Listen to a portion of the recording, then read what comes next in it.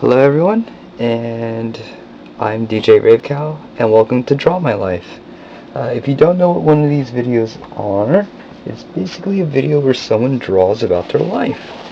I'm going to give a fair warning right now. 1, I suck at drawing. 2, this video is very triggering. I'm going to be talking about substance abuse, I'm going to be talking about suicide, I'm going to be talking about cancer and death and whatnot. If you're someone that those words trigger something inside of you, best not to watch the rest of this video. But if you're someone that is sitting there right now going, I wonder how he made it through it, you might want to continue watching. So, let's start from the beginning. By the way, I'm going to be drawing really slow because I'm pretty tired. So, let's start from the beginning. I was born in a lovely hospital, which sucks at drawing.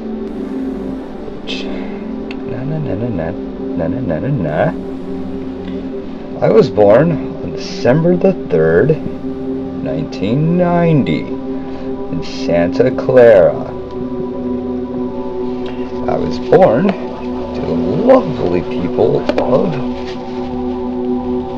Ravecow and my father, Victor Hill. Yes, he is this big because he is 450 pounds. Right, so I don't exactly know much about my childhood, and that's going to come up in the year 2009. But I'm going to wait until we get there to explain that part. All I know is that for the first 1 to 5 years of my life, I lived in a really shitty-ass, run-down apartment that pretty much, let's be scrap. And I lived there with me and my mom. And you may be asking yourself, where was my dad during this? Well, my dad was going through a divorce with another individual that happens to have my older brother, JR, and my older sister, Chanel. Now, I didn't know that these two existed until I was the age of 6 years old. Yeah. Pretty much, since the introduction to my dad's side of the family, I've been known as the black sheep. So, pretty much, I have always been the outcast. But let's keep on going, shall we? When I was 4 years old, I had a friend who was Latino, and his name was Ernesto. And one day, me and Ernesto decided that we were going to have an argument with scissors. And that turned out to be the dumbest idea I will ever have. Because of that, I now have this pretty bitchin' scar above my right eye. So, if you ever notice my right eye, and you see a scar above my eyebrow, that's the reason why. Also, at the same time, the next day, I ripped those stitches right out of my eye. Didn't feel a thing. Still don't know why I ripped them out of my eye, but I still kind of feel like I was a badass. So during this whole entire time, you may be wondering, where in the world did I go to school? I went to Santa Rita. And I went there from preschool to, I believe second grade. Yeah, second grade. And I did not enjoy my time there at Santa Rita. I didn't have a lot of friends. I only had one German friend, which I don't remember his name, and one Asian friend that wore glasses, and I still don't remember your name, and I'm really sorry about that if you're watching this. Yeah. So, you may be wondering, well, what in the world happened? Well, when I turned 5 years old, my mom and I got kicked out of our apartment. Hey. The landlord was really kind of a fucking asshole, to be honest with you. So, he was really kind of creepy too, but pretty much our apartment was really run down. It was mostly because my mom was rarely home. She worked really late, and to my knowledge, she didn't really get home until like really later on. So when I was younger, the only really companionship that I had was that of a Super Nintendo. Yep, and to this day I still own this little guy. He's actually over there. So, now we get into 5 years old, and that is when I moved to East Palo Alto with my father, and you know, things were pretty chill. Things were alright, except for one small part. Because I moved, I was kicked out of Santa Rita.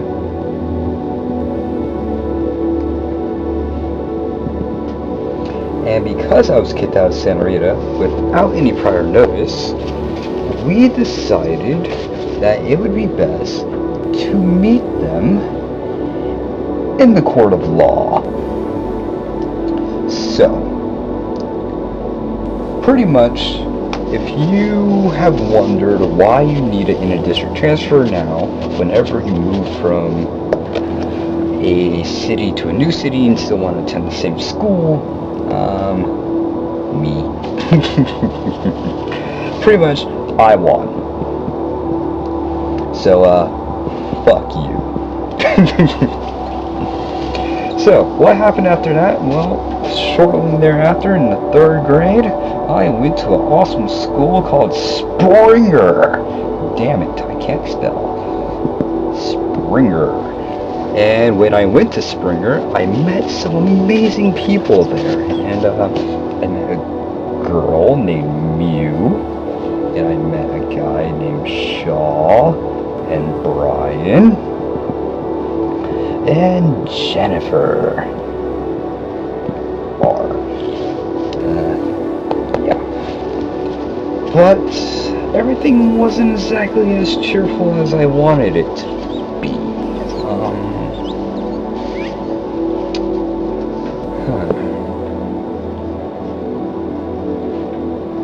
This was the grade that I kind of start to get my memories from. And it was only because this year was filled with a lot of death. In this year, I lost my uncle. My Uncle Kenny. No, he did not respond back on Monday. My grandmother. And my grandfather.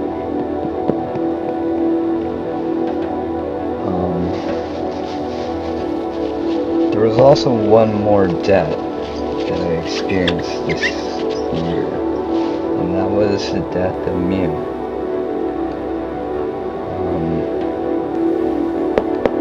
By this time, I was already pretty numb to the concept of death, and I guess you can say that I was already depressed, or suffering from depression, or dealing with depression, whatever you want to call it. But this death was very, very tragic for me. You see, I kind of loved Mew.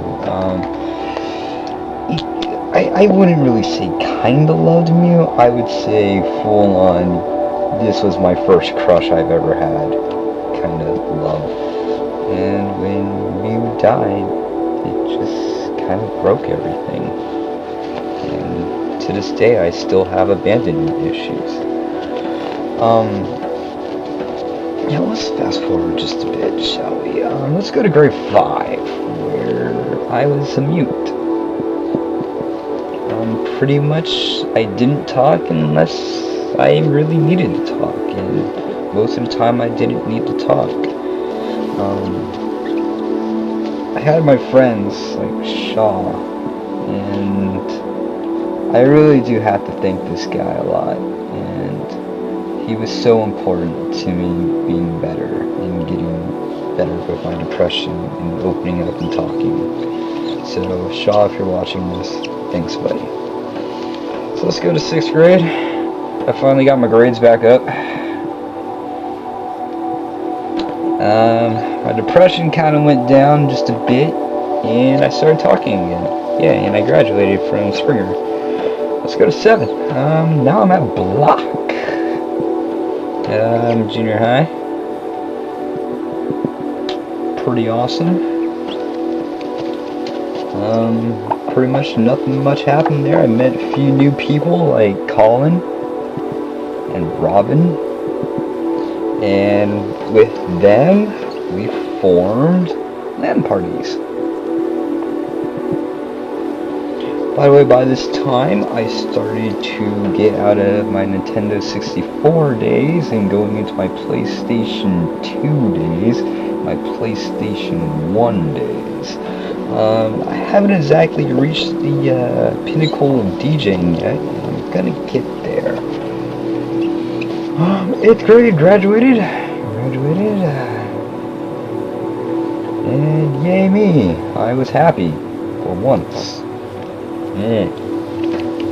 And then I moved on to high school. Went to a high school called MVHS, where I met a wonderful person named Sabrina.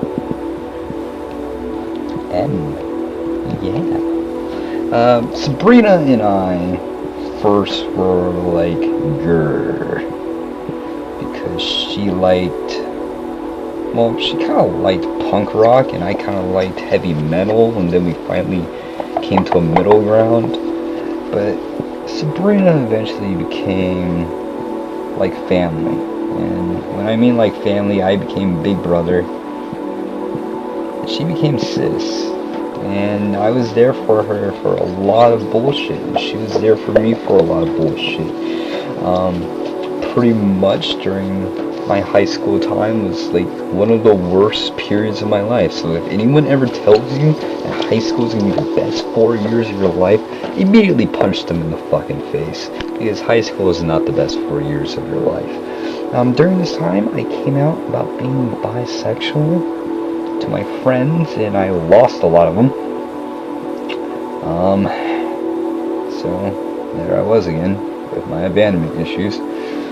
And I also started to learn more about myself and about the people around me. During this time, I dated someone named Vincent, and pretty much that ended horribly.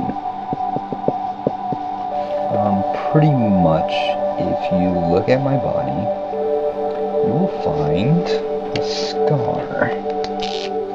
You will find a little scar right there below my belly button, and he is to blame for that. And I'm not going to go into detail about what the fuck happened, but yeah.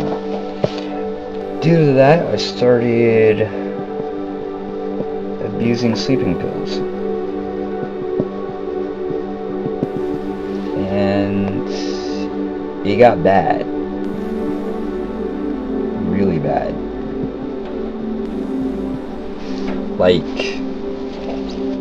almost death bad. But then there was a good point. And then 2007, this was about sophomore. I dated a guy named Jesse for a few months, but I like to call him Kioske. And Kioske and I, we dated for a little bit, and he was a really great guy. I don't exactly know much about when we dated, because I don't really have good memories of what happened. By the way, this is supposed to be a toaster, and he understands the reference of that, and some of my other friends understand the reference of that. If you don't get it, you don't need to know the reference. But I don't remember ever dating you, Kyosuke, and I'm sorry for that. So, my bad. So you may be asking yourself, why do you not remember much about your past? Well, in 2009, a few events happened to me that kind of shocked my system into going into what I like to call what the fuck mode. Pretty much in, I want to say February, I was told you have cancer. On March 3rd, 2009, I was told that I needed surgery right away to get rid of my cancer. Now, usually, you go to sleep for this. However, due to the fact that my cancer was on top of my head, they needed me awake just in case they fucked something up, and they would know immediately if they fucked something up. So I had 2 tumors removed from my skull. One of them was 10 millimeters, the other one was 8 millimeters. If you don't know how big that is, the tip of this pen is 8 millimeters. This dot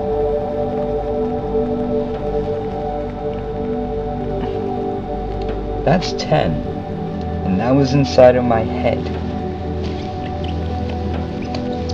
So at the same time when I was dealing with my cancer, one of our classmates was dealing with cancer at the same time. And unfortunately, on November 26, 2009, I lost a classmate and someone that kind of meant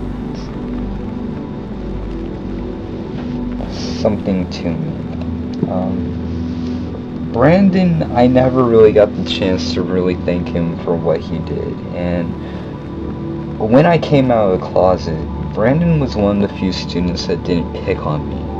And he was one of the few students that really didn't give a shit about what you did, as long as you were a nice person.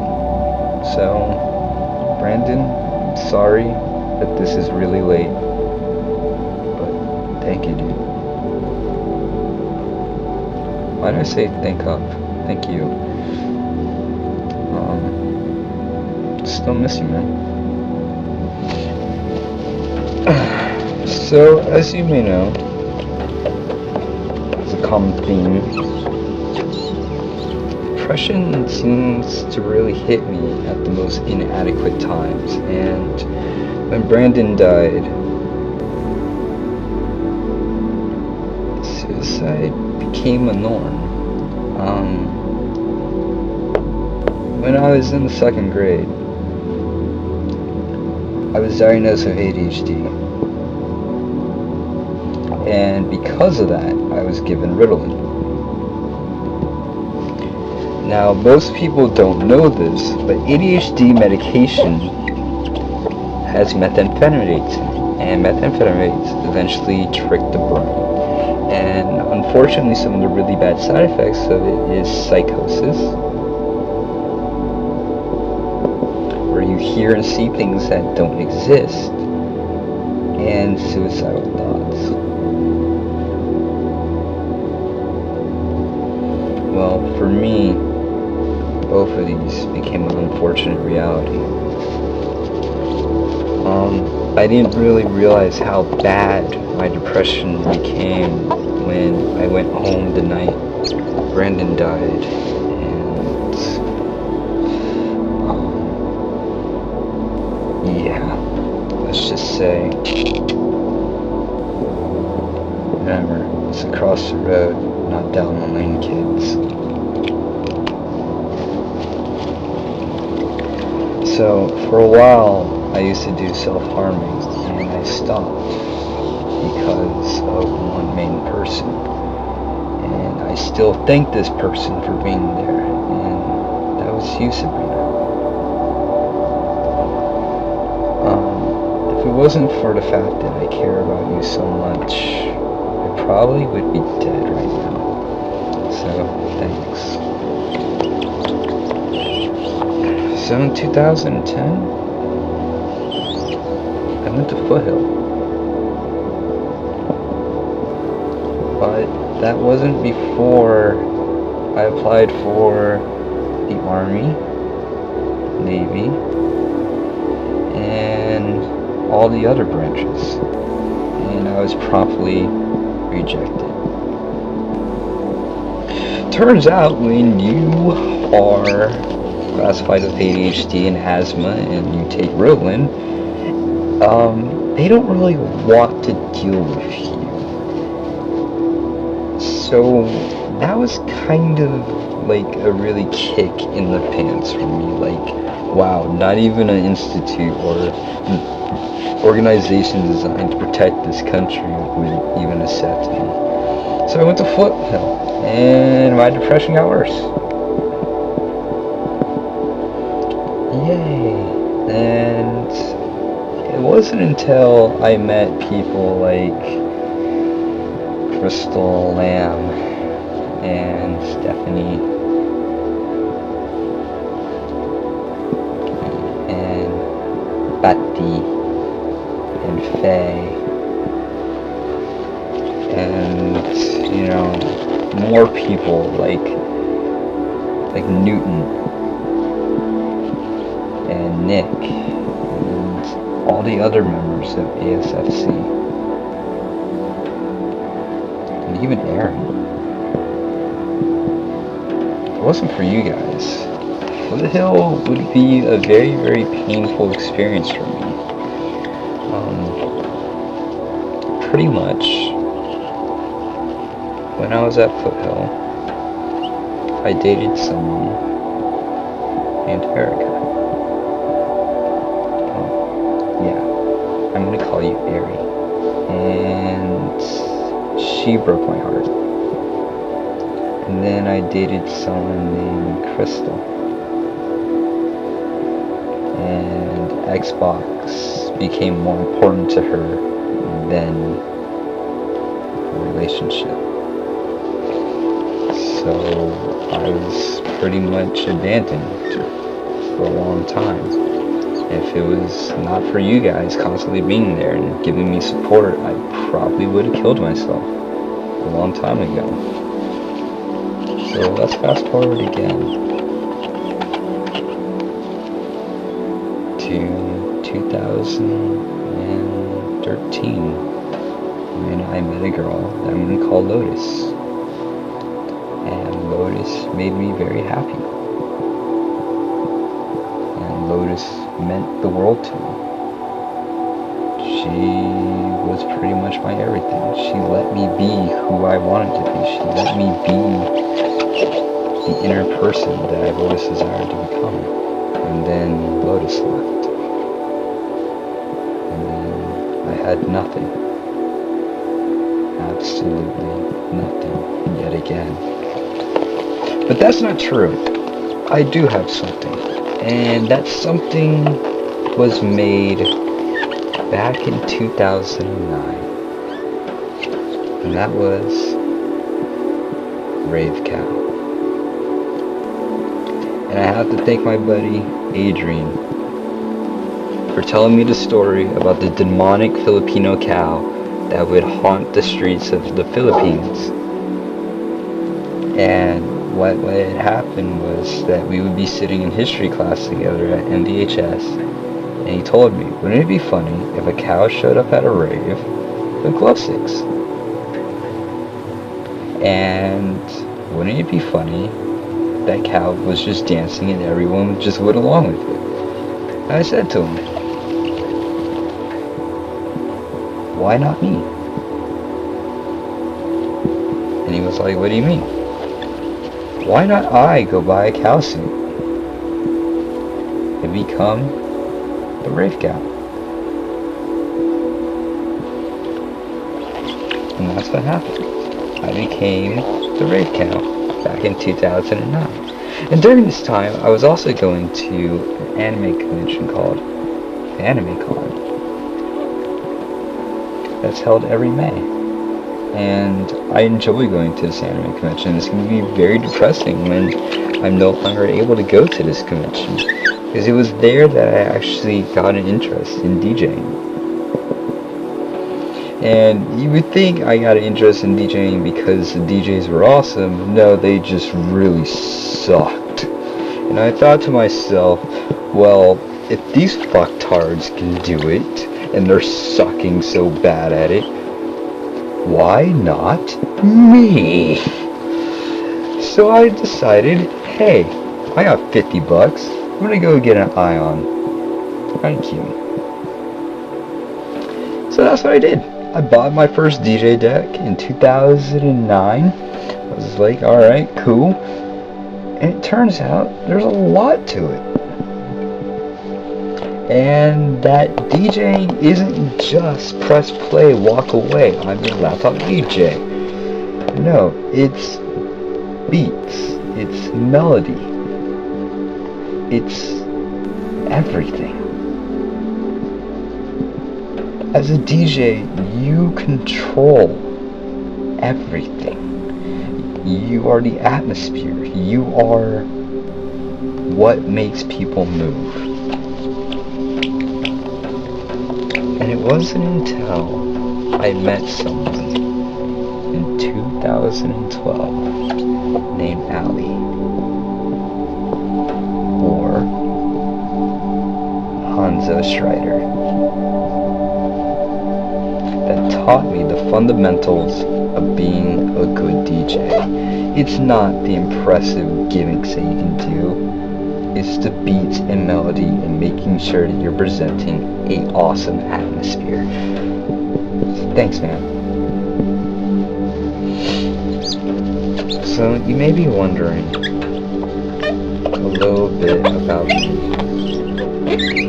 And you may be thinking to yourself,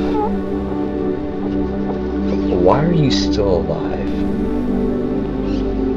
What makes you constantly get up every day and not kill yourself? And the answer is simple. The answer is you.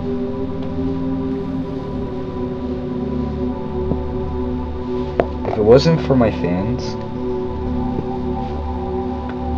my friends,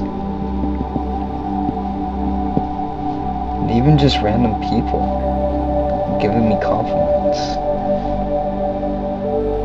I would be dead. And I'm not making that over dramatic. I'm literally being honest. If it wasn't for you guys constantly messaging me, constantly asking me how I'm doing, constantly saying, hey, you doing okay today? How is your depression today? Do you want to hang out today? When's the next mix coming out? I really enjoy your mix. I probably would be dead, and I probably wouldn't be where I am today. So I sit here before you telling you about my life, and the only words I honestly have to say to all of you is thank you. Because if it wasn't for people like you, if it wasn't for Shaw, if it wasn't for Russell or Miss Blunts or Chris or the people in ASFC or even my rave family or even my DJ buddies like Bhakti and Ali and Steps.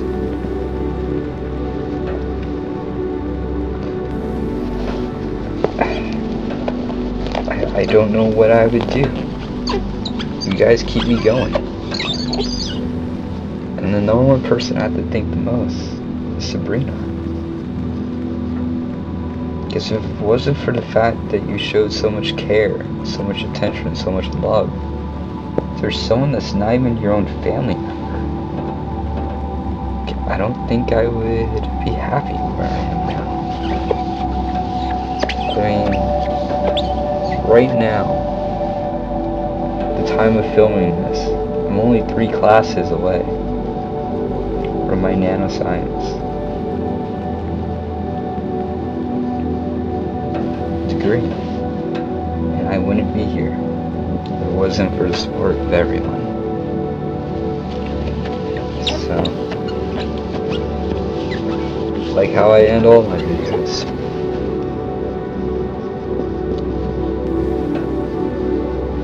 DJ Ravecow.